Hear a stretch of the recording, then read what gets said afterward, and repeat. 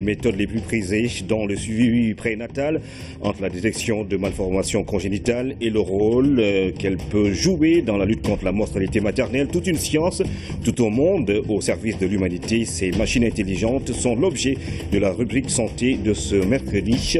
Vous aurez également dans ce journal le communiqué du Conseil des ministres qui s'est réuni ce mercredi. Le Premier ministre Mohamed Boun Abdallah Dionne a lancé un important projet d'assainissement à Fatick. Les travaux vont coûter plus de 11 milliards 500 millions de nos francs. L'ambition est de doter la ville d'infrastructures modernes pour améliorer le cadre de vie. Mohamed Boun Abdallah Dionne en a profité pour annoncer d'autres projets d'envergure dans les autres régions. Claire Diop. Lancement des travaux du projet d'assainissement des eaux usées et drainage des eaux pluviales de la ville de Fatick par le Premier ministre Mohamed Boun Abdallah Dionne. La commune fait face à de réels problèmes d'assainissement des eaux en période hivernale. À cela s'ajoute le manque de réseaux adéquats d'assainissement des eaux usées. Cette situation impacte négativement sur le cadre de vie. Sous peu, ces difficultés majeures seront résolues. Le projet a pour ambition d'améliorer les conditions sanitaires, environnementales et socio-économiques des Fatickois. Les investissements portent sur des branchements à l'égout, sur un réseau d'évacuation des eaux usées, sur des stations de pompage et d'épuration. À cela s'ajoute un système de drainage des eaux pluviales et des bassins de rétention, entre autres. Ces investissements permettent d'emploi. Les quartiers concernés sont Pelga, Daral, Poukham, Mbouban, entre autres. Le projet est cofinancé par l'État du Sénégal et la Banque ouest-africaine de développement à hauteur de 11 milliards 500 millions de nos francs. Je voudrais réaffirmer la disponibilité de la BOAD à accompagner le gouvernement sénégalais dans ses efforts pour la réduction de la pauvreté et l'amélioration des conditions de vie des populations. Réduire la pollution, les maladies d'origine hydrique, le nombre de personnes affectées par les inondations sont entre autres des objectifs qui répondent à des préoccupations partagées par la Banque et le Sénégal. À l'annonce de la bonne nouvelle, les populations ont exprimé satisfaction. Concernant la question, le chef de l'État avait donné des instructions très claires. L'élaboration de plans directeurs d'assainissement pour 33 capitales départementales va débuter sous peu. Je suis conscient que le temps a pu paraître long pour les populations de Fatick. Depuis que le chef de l'État, son Excellence, Monsieur le Président de la République, Monsieur le Président Macky Sall, nous a instruit de réaliser les travaux d'assainissement collectif et de drainage des eaux pluviales dans toutes les capitales régionales et d'élaborer en même temps des plans directeurs d'assainissement des eaux usées et des eaux pluviales pour toutes les capitales départementales du pays. Le lancement aujourd'hui des travaux d'assainissement de Fatick marque le démarrage de cet important programme du chef de l'État, le président Macky Sall, que le gouvernement a l'honneur de mettre en œuvre. Dès la semaine prochaine, il sera procédé aussi au lancement des travaux d'assainissement de la commune de Ziguinchor. Et avant la fin de ce second trimestre 2016, donc avant la fin juin 2016, les travaux d'assainissement de Joal-Fadiouth et de la Cité Soleil et environ à Dakar. S'en suivront avant la fin 2016 d'autres travaux d'assainissement d'importance que le gouvernement a l'ambition de réaliser à Dakar comme dans les régions. Bientôt, Fatick va disposer d'un système moderne d'assainissement et de drainage des eaux pluviales. Cela témoigne de la ferme volonté politique de l'État du Sénégal à prendre en charge les préoccupations des populations locales pour de meilleures conditions de vie. Seconde étape de la visite du ministre de la Gouvernance locale, du Développement et de l'Aménagement du territoire, Abdoulaye Diouf Sarr, a abordé avec les acteurs français des enjeux de la coopération décentralisée, la mise en œuvre du fonds conjoint, instrument de financement des collectivités territoriales, a été aussi au centre des échanges dans un contexte de mise en œuvre de l'acte 3 de la décentralisation. Hamidou Diop. La suppression des régions n'a pas pour autant plombé les actions de la coopération décentralisée. Le ministre Abdoulaye Diouf Sarr s'en est rendu compte lors de sa séance de travail avec les membres de la délégation de l'action extérieure des collectivités territoriales et des États-Unis France. Premier pays en Afrique subsaharienne dans la mobilisation des acteurs de la coopération décentralisée, le Sénégal développe avec la France un outil financier important, à savoir le fonds conjoint d'un montant de 600 millions d'euros. C'est un fonds que nous avons mis en place entre le gouvernement français et le gouvernement sénégalais l'année dernière, en 2015, dans une année qui était expérimentale. Et nous avons été vraiment absolument, non pas surpris, mais très intéressés par l'intérêt que cela suscitait de la part des collectivités sénégalaises comme françaises. Et donc nous avons déterminé en commun des priorités thématiques, des priorités méthodologiques et nous avons sélectionné ensemble ces projets pour que nous les cofinancions ensemble. La délégation sénégalaise a pu noter avec satisfaction la possibilité de tester d'autres mécanismes de financement des collectivités locales en dehors des transferts de l'État, surtout dans ce contexte de mise en œuvre de l'acte 3 de la décentralisation qui intéresse particulièrement la partie française. Ce que nous avons effectivement donc retenu, c'est que le transfert de l'État et de la fiscalité propre des collectivités locales, il y a effectivement d'autres guichets à explorer, notamment le guichet de l'emprunt, mais aussi le guichet de la coopération décentralisée. Vous voyez donc la question du financement dans l'acte 3 de la décentralisation n'est plus traitée uniquement en termes de transfert du budget de l'État aux collectivités locales, c'est maintenant un panier de ressources. Et dans ce panier, nous avons effectivement, c'est vrai, les transferts, mais nous avons la fiscalité locale, mais en plus de cela, il y a le marché financier et la coopération décentralisée. Les actions engagées mobilisent une multitude d'acteurs auprès des collectivités locales autour des actions qualitatives. L'intervention prochaine de l'Agence française de développement permettra de massifier le financement dans la perspective de mise en œuvre de projets structurants. Notons que le comité de pilotage du Fonds conjoint se tiendra à Paris durant le mois de juin 2016.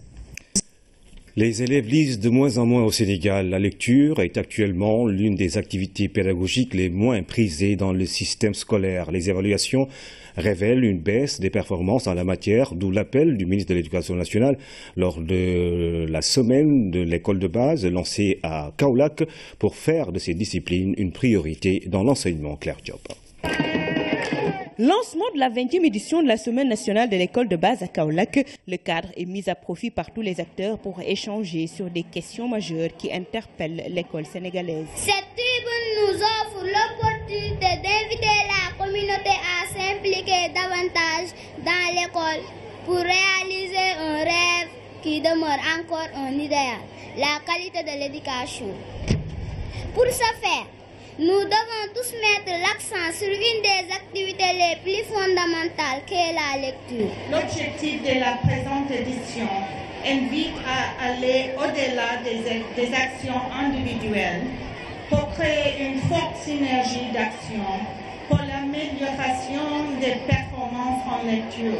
L'éducation étant un domaine de compétences transférées, les collectivités locales s'engagent à mieux s'impliquer. Cet engagement d'abord, c'est de s'acquitter de nos devoirs, de nos responsabilités par rapport aux compétences qui nous sont transférées. Cette 20e édition de la Semaine nationale de l'école de base à Kaolack coïncide avec l'évaluation en lecture dans le cadre des contrats de performance. Les résultats révèlent un niveau de performance des élèves en deçà de nos attentes.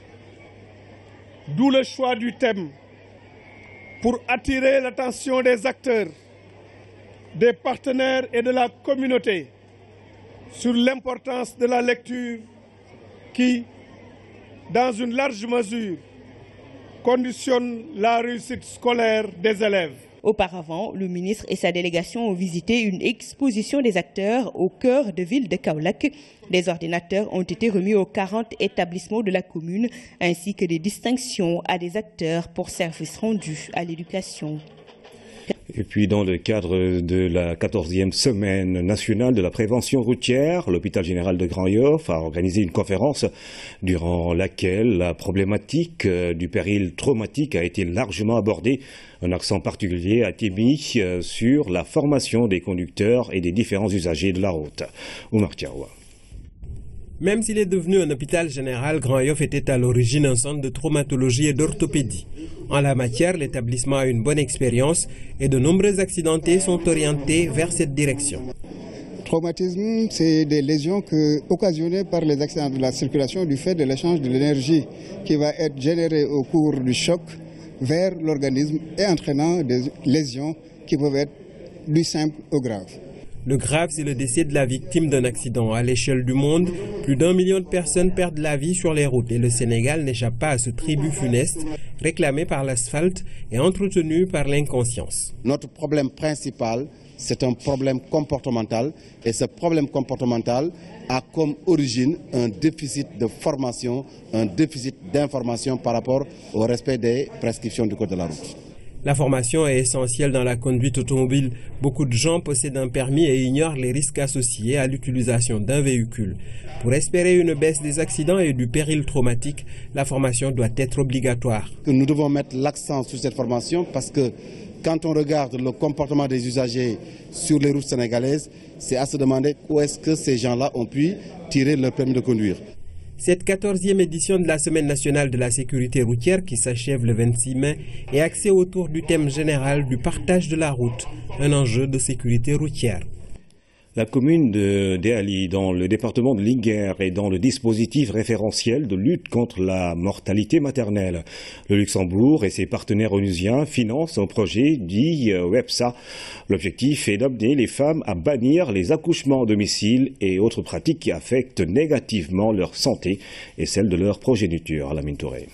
Ouandé, village situé dans la commune de Déali à Louga, il y a quelques années de cela, la zone a connu un nombre important de décès maternels. La cause, la récurrence des accouchements à domicile. Pour renverser la tendance, l'UNFPI, l'UNICEF et la coopération luxembourgeoise ont fait naître ici un programme WEPSA.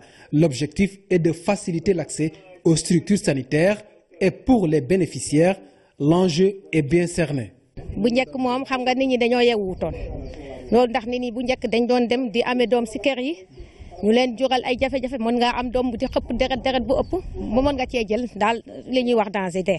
bi projet bi biñ ci duggee ba tey ñun moom suñu dëkk moom wax dëgg yàlla macha allah tey amatuñu doom ci kër yi dañuy visitu dañuy ñàkk suñuy gone wax dëgg sant woon projet bi moom. Ainsi, Ndiaye Sarr n'a rien à craindre malgré l'éloignement du poste de santé. Elle suit médicalement et de façon régulière la croissance de son enfant. ñekk bi bu ma ñekkee bu am ñeenti altine ma ñekki ma dellu ñekki waat man moom sama doom bu ba muy fer dama koy respecter. Déali est dans l'espace médical du district sanitaire de Dara. Ici, l'action des partenaires de l'État est visible dans 13 villages. Il y a une dynamique positive avec l'arrivée des partenaires parce que si vous voyez toute la logistique qu'on a, le peu de logistique qu'on a, c'est dû à ces partenaires qu'on l'a eu et ça nous permet tant soit peu de pouvoir juguler quelques problèmes.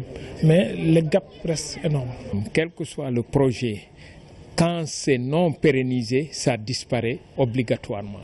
Et on est obligé de leur dire que cette action, je vais instruire maintenant au maire qui va donner des consignes, des recommandations à sa commission chargée de la santé pour qu'ils accompagnent l'action au niveau du terrain. Après un tour de terrain très instructif sur ce qui se passe à la base, la sensibilisation des populations par elles-mêmes a permis de changer leur perception des choses.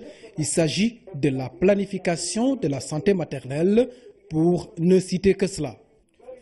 À Tambacounda, la campagne agricole se prépare activement. Le programme d'appui au développement agricole et à l'entrepreneuriat rural, PADER, vient de mettre à la disposition des producteurs du matériel agricole et des animaux de trait d'une valeur de plus de 200 millions de francs.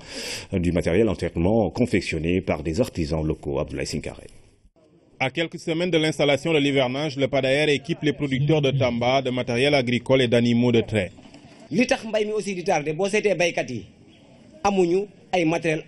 que nous retardons, c'est le manque de matériel agricole. Parfois, vous voyez 3 paysans qui utilisent un seul semoir. Tout cela est révolu aujourd'hui.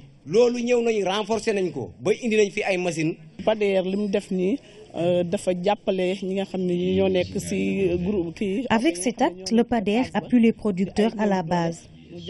Ce en donnant des semences, de l'engrais et des machines. Des milliers de semoirs, charrues, houssines, charrettes et autres évalués à plus de 200 millions de francs et subventionnés à hauteur de 90%. Le PADAER cette année distribue 1193 semoirs, 1012 houssines, 1193 charrues, 691 animaux de trait, 691 charrettes, 691 pulvérisateurs, 450 000 sacs et 1719 bâches. C'est ce que le PADAER, rien que cette année, met à la disposition de ceux qui. Tout ce matériel est fabriqué par des artisans locaux qui ont eux aussi été capacités avec l'aide du PADAER. Nous avons été subventionnés pour l'achat de machines sophistiquées pouvant faire ce travail. Le PADAER nous a vraiment beaucoup aidés.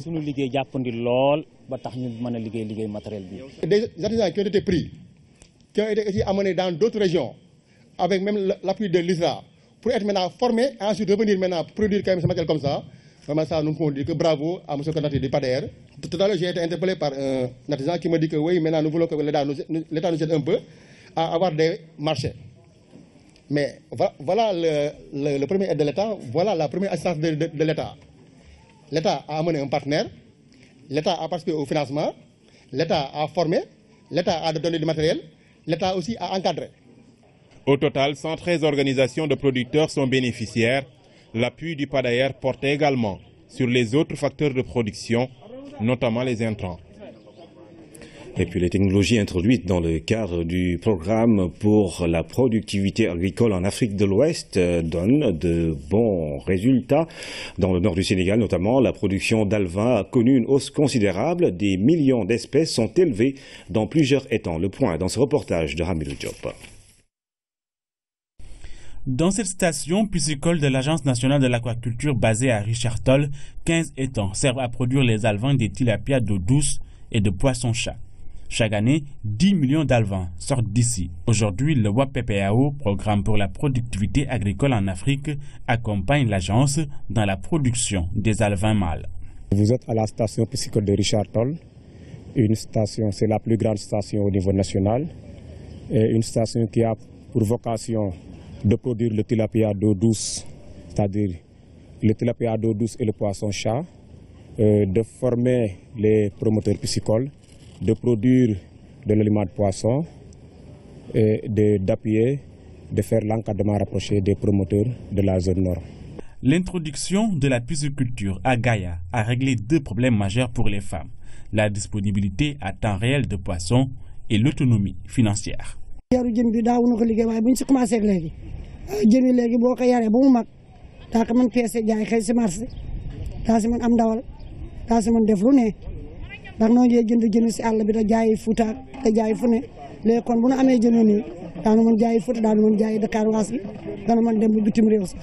Plus de cases pour la pisciculture, c'est le souhait de ces femmes qui ont pris goût à l'activité.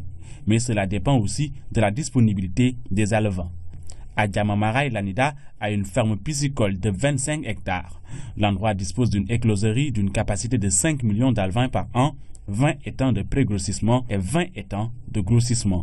Ici, l'union des GIE du village pratique la pisciculture et l'activité est rentable. Ce GIE occupe la moitié des étangs qu'il exploite et l'autre partie est exploitée par des privés, donc des bailleurs de fonds, et puis surtout il y a aussi un volet, il y a aussi des étangs qui sont occupés par les sortants d'écoles, des écoles de formation au métier aquacole. Avec 56 000 alevins pour 10 personnes, 10 producteurs. Avec ces 56 000 alevins mâles, on a pu récolter 3 tonnes 400 kilos. 3 tonnes 400 kg. On l'a vendu dans le marché local premièrement, en plus à Saint-Louis, en plus à Dakar. Le projet va permettre d'augmenter la disponibilité en alevin à hauteur de 8,5 millions de sujets et ceci correspond à une contribution de près de 12% que ce projet apportera par rapport aux objectifs du plan Sénégal émergent. La technologie introduite par le WAPPAO, Programme pour la productivité agricole en Afrique, permet à l'ANIDA de répondre convenablement à la demande des producteurs piscicoles dans la zone.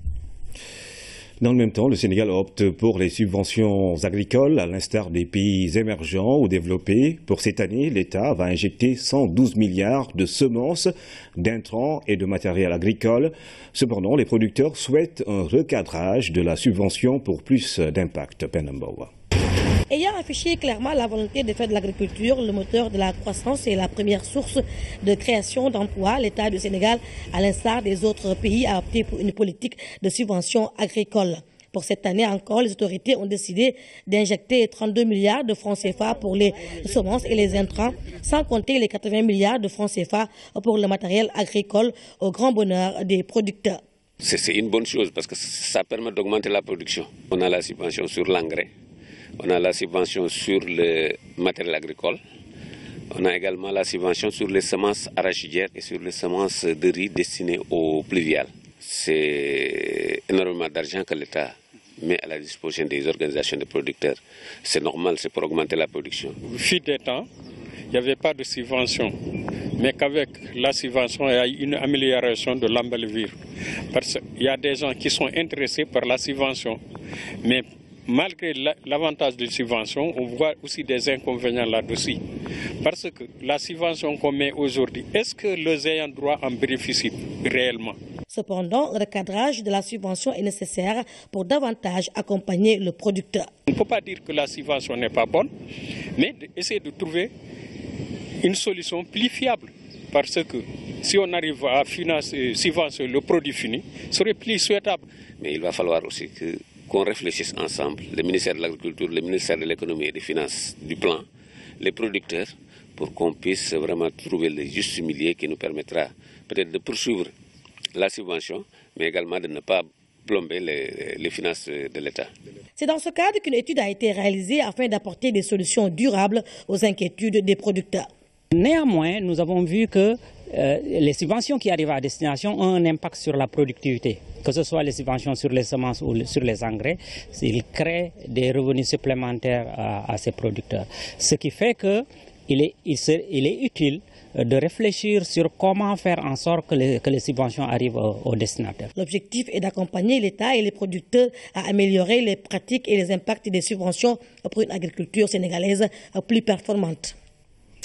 À présent, les activités au Palais de la République. Le chef de l'État a reçu la lettre de créance du premier ambassadeur de Nouvelle-Zélande au Sénégal.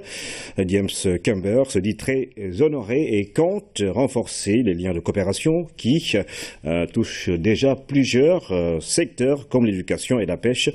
Le voici au micro d'Omar Ning. Ce fut un grand honneur que Monsieur le Président a eu l'occasion de me recevoir avec Madame Clark. Et ça souligne forcément l'appui, l'importance que la Nouvelle-Zélande attache à nos relations avec le Sénégal. Et c'est pour ça qu'on est en train de renforcer les liens en tant qu'éducation dans le domaine de la pêche et dans le commerce. Et donc pour ça, d'être parmi un ancien Premier ministre qui est sur place aujourd'hui, c'était un honneur tellement considérable.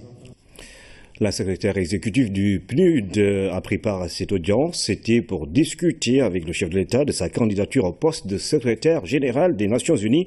Hélène Clark mesure ainsi l'importance du Sénégal qui est membre du Conseil de sécurité des Nations Unies.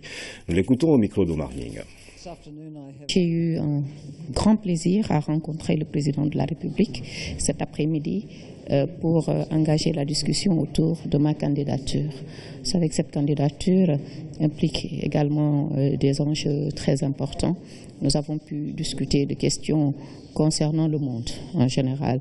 Et j'ai pensé également dire au président de la République qu'aujourd'hui, à ce poste de secrétaire général des Nations Unies, il fallait mettre une personne avec une expérience affirmée et un leadership du même niveau. Le Sénégal est membre du Conseil de sécurité qui, comme vous le savez, est composé de 15 pays. Et ce sont ces 15 pays-là qui vont retenir les candidatures qui devront être soumises à l'Assemblée générale des Nations unies pour approbation. C'est pour ça qu'il était très important de venir voir le Sénégal. Le président de la République a lancé un nouvel appel aux syndicats d'enseignants et de la santé. Le chef de l'État les invite notamment à prendre conscience de la situation. Autrement, le gouvernement va prendre les mesures qu'impose la situation pour assurer le service public dans ces secteurs. Et puis, le président de la République s'exprime à l'occasion de la remise du rapport 2015 du Haut Conseil du dialogue social. Nous reviendrons sur les temps forts de cette cérémonie dans nos prochaines éditions avec Oumar Ning.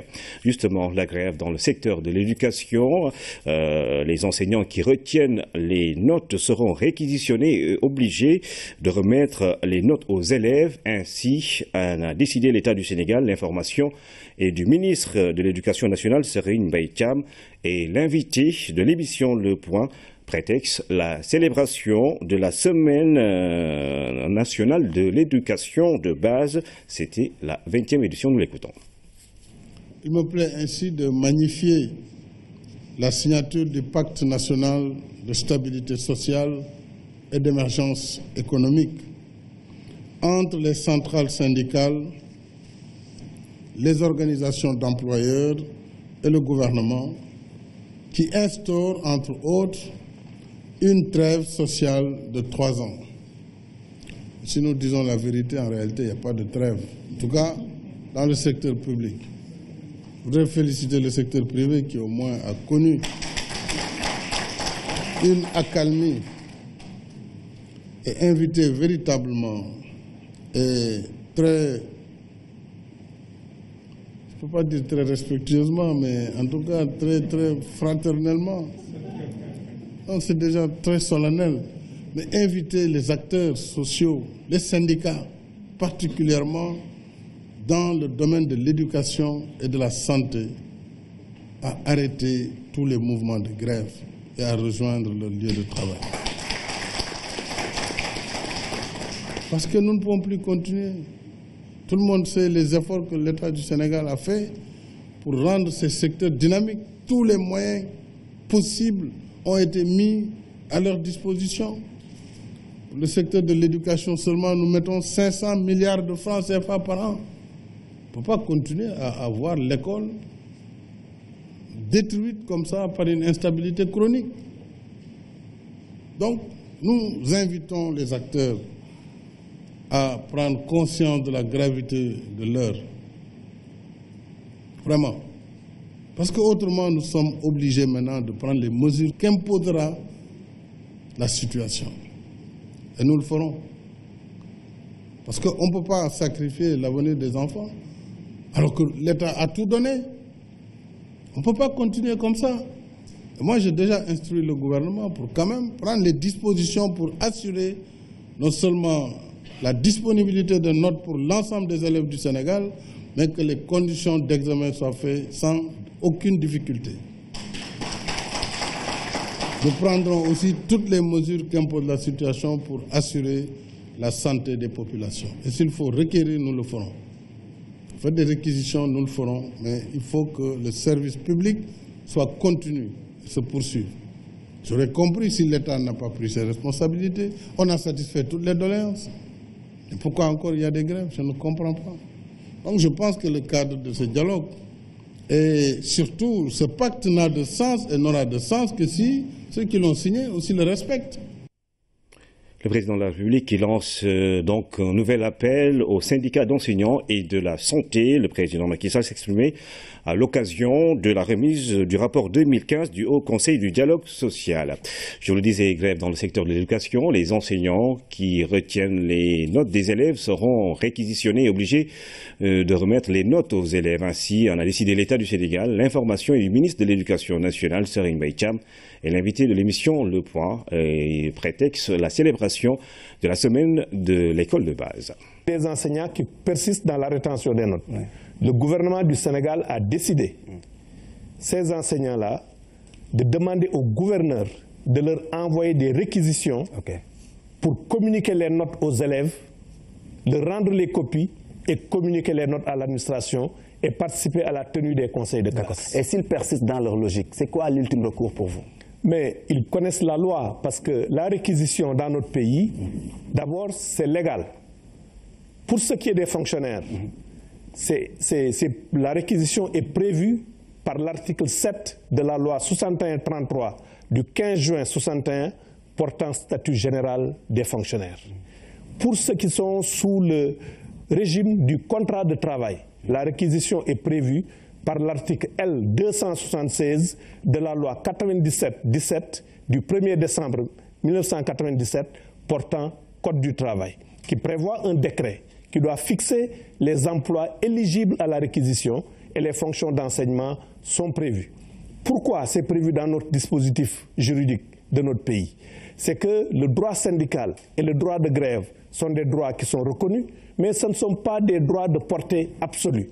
Et il y a une jurisprudence de la Cour constitutionnelle sur cette question-là qui dit que le droit n'est pas absolu. On doit concilier le droit de grève et le droit à l'éducation, qui est aussi un droit reconnu dans la Constitution de notre pays. Mais ça ne veut pas dire qu'on va faire un rapport de force avec les syndicats.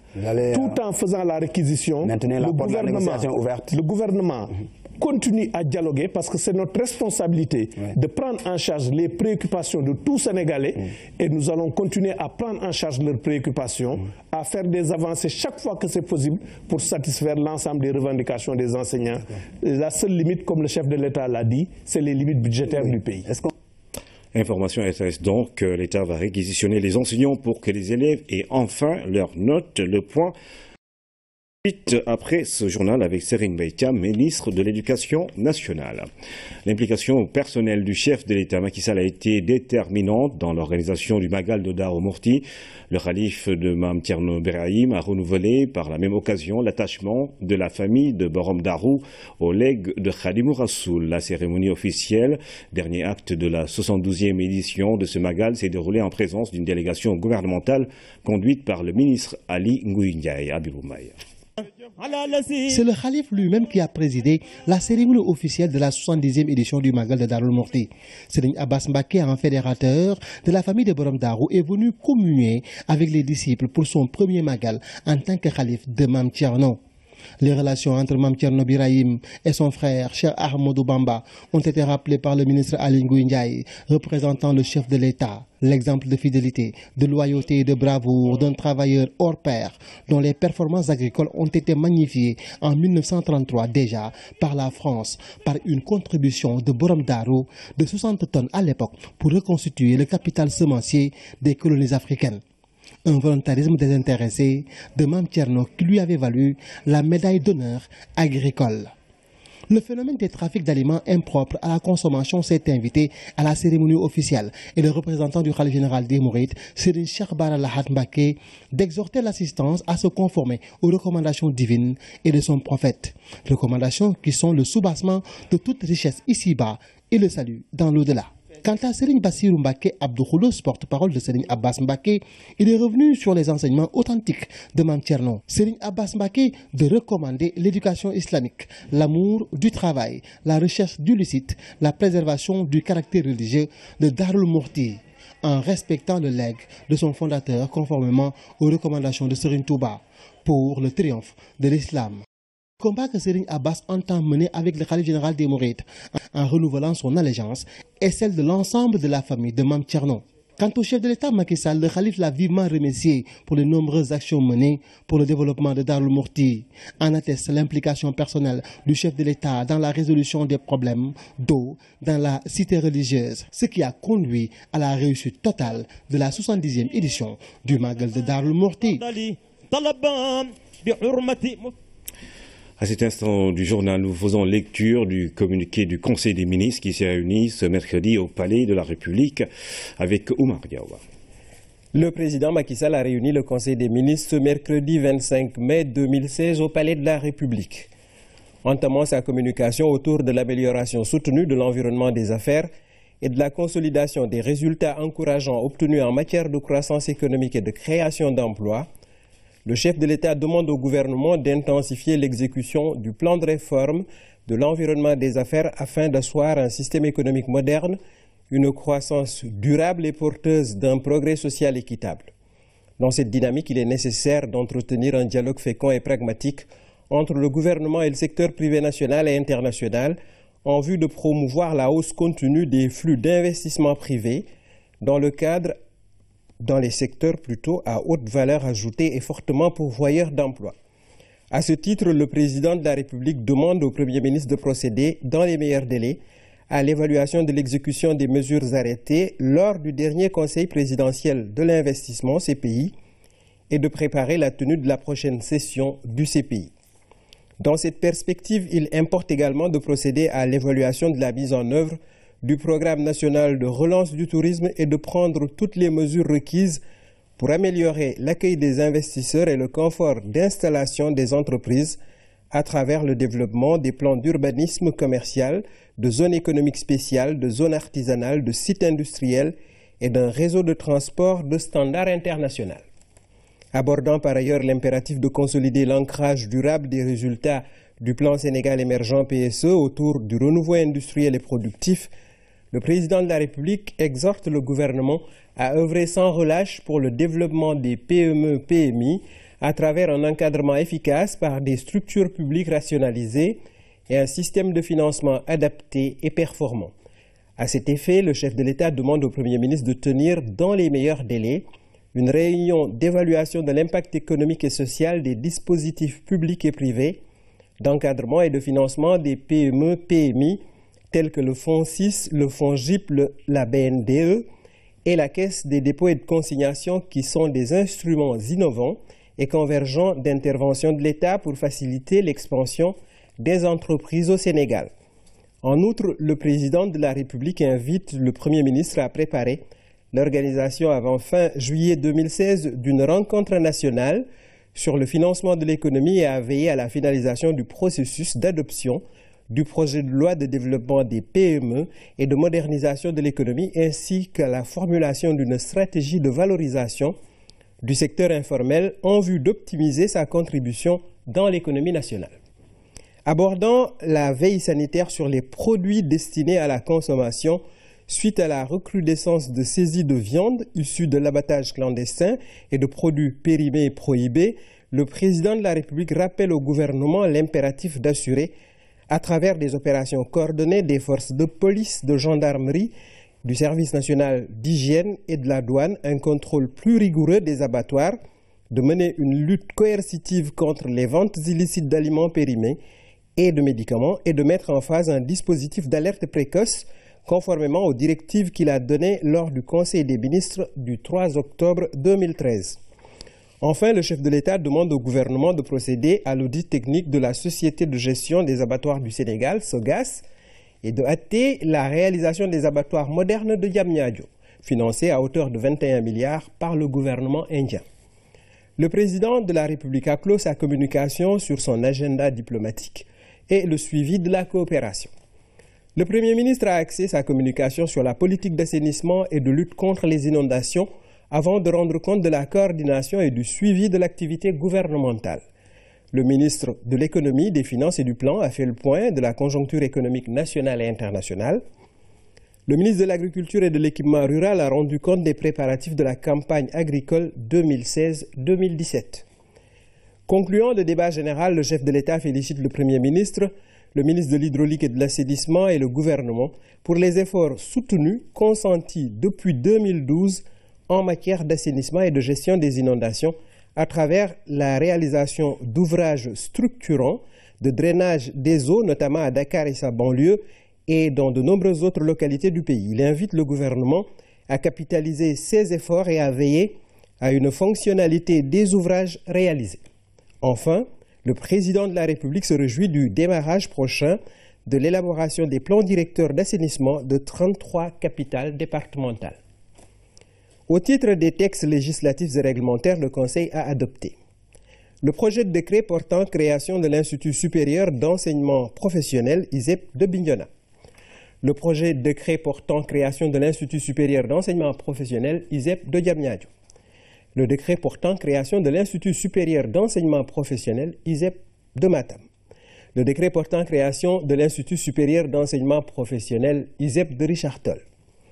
Au titre des mesures individuelles, le président de la République a pris les mesures suivantes. Monsieur Abdourahmane Wade, inspecteur principal des douanes, précédemment chef du bureau particulier à la Direction générale des douanes, est nommé directeur du renseignement et des enquêtes douanières en remplacement de monsieur Ismaïla Diop, appelé à d'autres fonctions.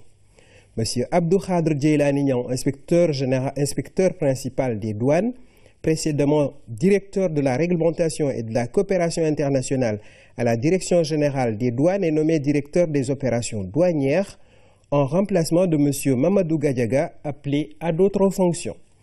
M. Samba Dia, inspecteur principal des douanes, précédemment en service à la SANTIF, est nommé directeur du contrôle interne de la Direction générale des douanes en remplacement de M. Mamadou Diagne, appelé à d'autres fonctions. M. Babacar Mbaye, inspecteur principal des douanes, précédemment directeur régional du Nord, est nommé directeur régional de Dakar-Port à la Direction générale des douanes en remplacement de M. Mamadou Ndiaye, appelé à d'autres fonctions. M. Malik Mbaye, inspecteur principal des douanes, précédemment chef du bureau des douanes de Dakar Pétrole, est nommé directeur de la réglementation et de la coopération internationale à la Direction générale des douanes en remplacement de M. Abdou Khadr Djeylani Niang, appelé à d'autres fonctions. M. Mbaye Ndiaye, inspecteur principal des douanes, précédemment conseiller technique au ministère de l'économie, des finances et du plan, est nommé directeur régional Nord à la Direction générale des douanes en remplacement de M. Babacar Mbaye, appelé à d'autres fonctions. M. Simon Sen, inspecteur principal des douanes, est nommé inspecteur des finances au ministère de l'économie, des finances et du plan. M. Soulé Siré Bokoum, inspecteur principal des douanes, est nommé inspecteur des finances au ministère de l'économie, des finances et du plan. M. Massar Ouagué, ingénieur hydraulicien, ancien directeur général des finances, est nommé inspecteur des finances au ministère de l'économie, des finances et du plan. M. Bokar Sall, inspecteur principal des douanes, est nommé inspecteur des finances au ministère de l'économie et des finances ainsi que du plan. M. Jean-Pierre Mendy, administrateur civil principal de classe exceptionnelle, est nommé inspecteur des finances au ministère de l'économie, des finances et du plan. M. Elhaj Salif Mbeng, inspecteur principal des impôts et des domaines, est nommé inspecteur des finances au ministère de l'économie, des finances et du plan. Enfin, M. Alioune Thioune, inspecteur principal des impôts et domaines, précédemment chef du centre des professions réglementées de la Direction générale des impôts et domaines, est nommé directeur de l'administration et du personnel de la Direction générale de la planification et des politiques économiques. C'est signé le ministre porte-parole du gouvernement. Madame, Monsieur, c'était là la lecture du communiqué du Conseil des ministres qui s'est réuni ce mercredi au Palais de la République. Le groupe France Média Afrique face à la presse sénégalaise, ce mardi à l'Institut français, il s'est agi de lancer 2 nouveaux sites qui parlent, entre autres, de l'histoire, de la science et de la santé. Jean Dior. RFI Afrique et RFI Savoir, 2 nouveaux sites. L'un offre une actualité africaine complète, l'autre dit être la clé pour comprendre le monde en français. Ces 2 supports du groupe France Média Monde sont des moyens pour l'entreprise de presse d'élargir son public. L'idée, ça a été de créer un site adapté d'abord au mobile, donc vraiment quelque chose de très simple, dans lequel on puisse retrouver de manière chronologique tous les derniers contenus de l'actualité africaine, que ce soit l'actualité politique, économique, mais aussi des émissions musicales, des émissions interactives comme Appel sur l'actualité, tout ça, ça se retrouve sur ce site. L'autre, RFI Savoir, c'est parce que depuis toujours RFI est un pédagogue pour l'enseignement de la langue française. Donc là, on va être très très fort là-dessus aussi. Ensuite, une fois qu'on apprend le français, on peut apprendre d'autres disciplines en français comme l'histoire, les sciences, la santé, le sport, on peut apprendre plein de choses. C'est la 2e partie du site. Et la 3e partie du site, c'est la communauté, c'est-à-dire que vous, par exemple, vous décidez de poser une question, vous avez regardé quelque chose sur l'histoire. Et vous avez une question à poser. Vous la posez sur le site. Forte de ses 40 millions d'auditeurs dans le monde, Radio France Internationale est aussi en partenariat avec 1000 radios, dont 25 sénégalaises.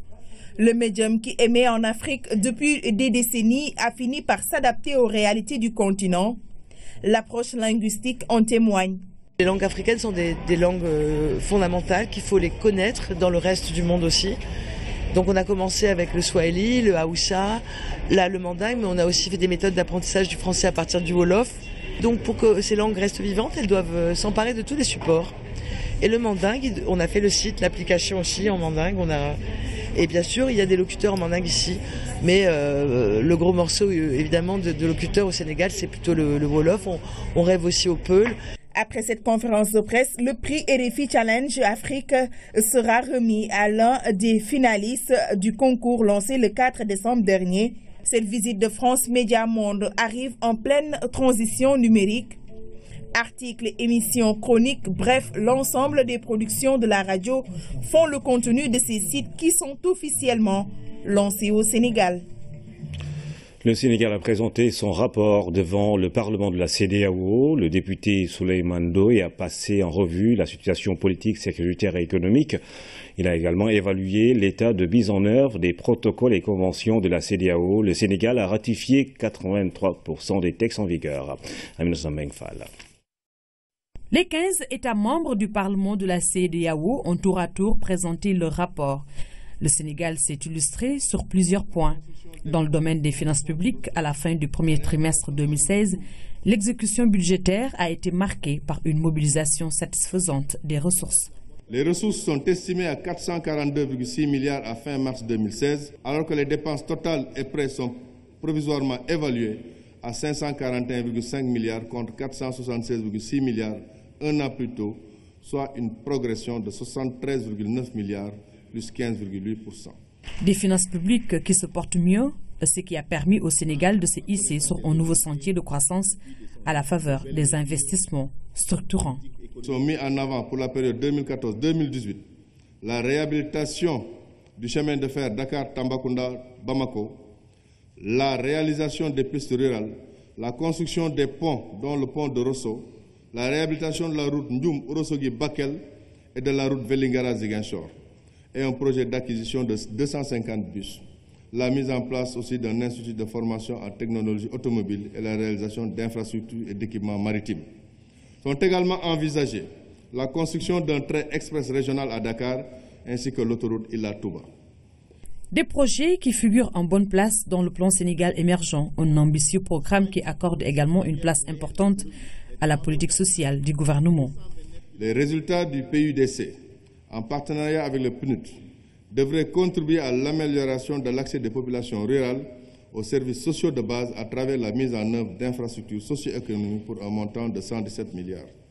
Le nombre de bénéficiaires de la bourse de sécurité familiale est passé à 300 000 familles pour une enveloppe de 30 milliards.